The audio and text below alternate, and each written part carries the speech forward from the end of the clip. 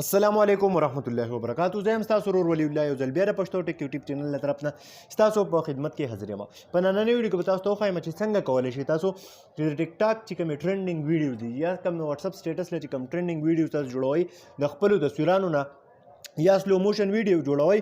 خو که تاسو خیال کړی وي ځینې کسان په منځ کې په ویډیو کې سلو موشن راولي، نو د هغې مکمل طریقه درته درښایم.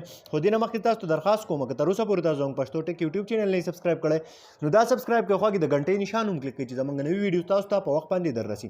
ملګرو سمپلي دې لپاره به تاسو ته د یو اپلیکیشن ضرورت وي. د دغه اپلیکیشن لینک موږ تاسو ته ډسکرپشن کې درکړی دی.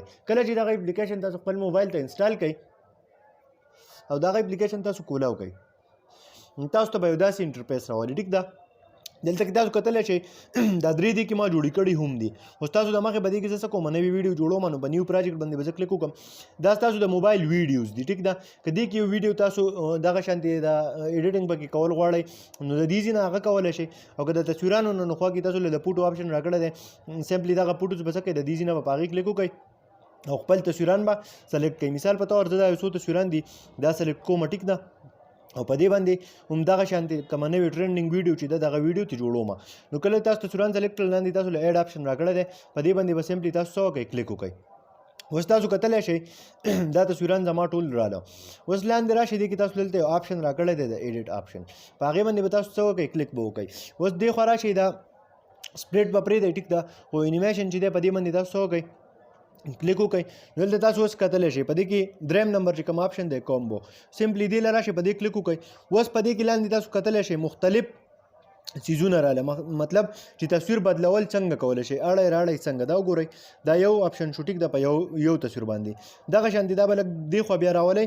اوس په دې کې لاندې ګورئ چې کوم یو ستاسو خوښ وي نو هغه پرې ولګوئ، په هغه طریقه به ستاسو تصویر څه کېږي جوړېږي. دا تاسو کتلی شئ دغه شانتې دا یو دویم تصویر شو. اوس راشئ دې خوا له بل تصویر له. ټیک ده، بل دی دا تصویر دی، په دې باندې ما دا آپشن ولګو. دا وګورئ تاسو دغه شانتې چې یو تاسو ګورئ نو یو تر بله ډېر ښایسته آپشنان لري. راځئ تاسو ډېر شی دی پکې، مطلب چې کم ستاسو خوښ وي نو هغه د دې ځای نه تاسو څه کوئ ولګوئ.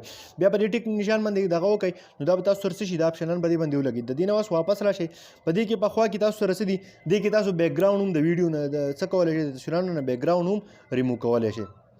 دغه شانتې ټیکسټ آپشن له چې راشئ که څه پې لیکل غواړئ نو هغه پې تاسو ښه په اسانه طریقې سره لګولی شئ. څه سټیکر وغیره پې لګوئ نو هغه پې هم لګولی شئ.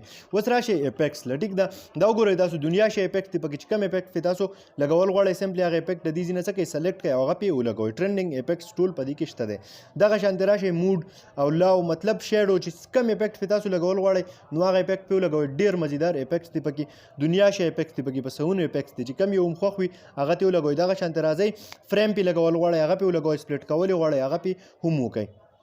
د دې نه علاوه اوس راشئ نور درته ښایم چې نور پکې څه څه دي. ټیک ده، دا افیکټ شو موږ سره. دغه شانتې چې تاسو واپس راشئ نو په دې کې تاسو فلټرز هم لګولی شئ.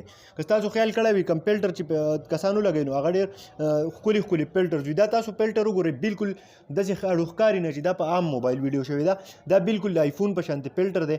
دغه فلټر چې پې ولګوئ ډېر مزیدار دی. د دې نه علاوه نور پکې هم دنیا شی فلټر دی، دغه دی نیچر فلټر دی، دغه شانتې دا مووي فلټر دی، ریټرو فلټرز دي. مطلب مکمل ستاسو ویډیو چې دا ټرینډینګ ویډیو په ټیک ټاک باندې که تاسو کتلی وي هغه ټولې چې دي هغه په دې اپلیکیشن باندې خلک سازئ.